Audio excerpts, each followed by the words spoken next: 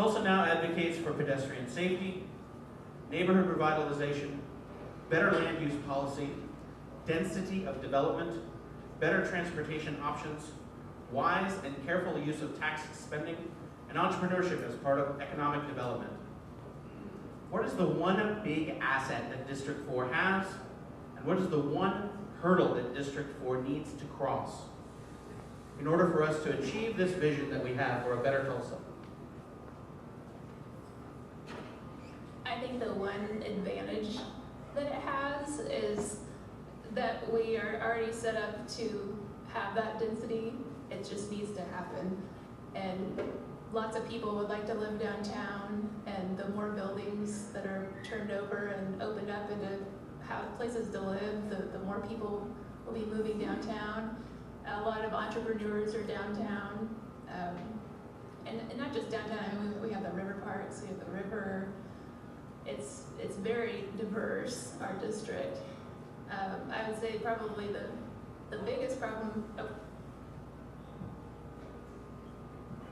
Actually, can we add another 15 seconds? Actually, you know what, Jonna, can we make these 2-minute responses? This is a very important question. Thank you. 1 more minute, please. Go ahead. Thank you. Biggest problem.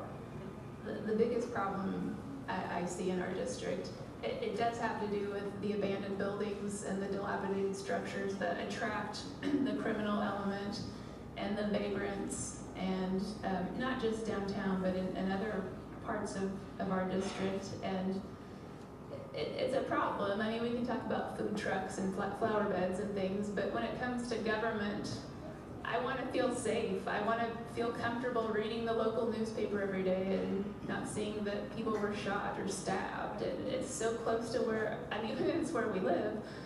And so I think the vagrant situation downtown is a problem, and the crime. All right. So I think the biggest asset District 4 has, and I say this not as a person, I try and say this objectively as possible, we're the best district in the city. I love District 4. I grew up kind of on the, I guess the southeast border. Now I live kind of on the northwest border. It's a great place to be. We've got a world-class university here in the University of Tulsa, downtown. I live downtown. It's awesome. A lot of that is due to the entrepreneurship of Councilor Ewing. I love his establishments, and I think he can vouch that he sees me in it from time to time. I don't love this microphone, but that's all right. Can you guys hear me? Yeah. Just hold up a little closer. All right. When it comes to the biggest hurdles of District 4, and I don't necessarily think this is a negative thing, but District 4 has the most engaged people in Tulsa. I say this from having a little bit of experience in dealing with the engaged people, and there's a lot of competing interest in District 4. And this goes back to, I guess, the plank of my platform is we need to be able to get all these people on the same page as much as possible. I'm not going to sit here and say we're going to get everyone to agree all the time on everything, but there's a lot of balancing that needs to be done, and we need a cool, calm head to prevail in that balancing act. So those, I think, are the two biggest assets and hurdles of District 4 of Tulsa. The biggest assets of District 4 are its people, its infrastructure, and its potential. I think you look at the people of District 4, they love Tulsa, they love living here and being a part of the city and building it and making it something special. And they've located around its potential. I think you look at our corridors and you've got, from what's happening in the Pearl District on 6th Street to a revitalized Route 66 to Cherry Street to the Utica Square area, the corridors that run through District 4 are the personality of our city. We contain our fairgrounds and our university and some of our greatest parks. We intersect with the river and of course downtown. So Route 66 has all these wonderful things going on, but my favorite thing about it is its potential.